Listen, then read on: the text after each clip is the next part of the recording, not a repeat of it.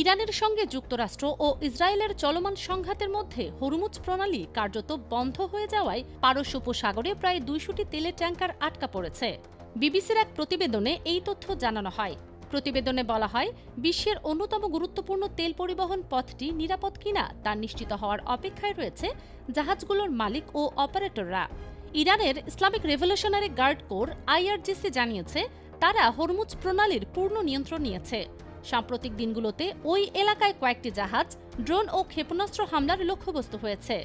বিবিসির তথ্য অনুযায়ী সেখানে অন্তত ৬০টি সুপার ট্যাঙ্কার আটকে রয়েছে, যা বৈষয়িক বহরের প্রায় ৮%।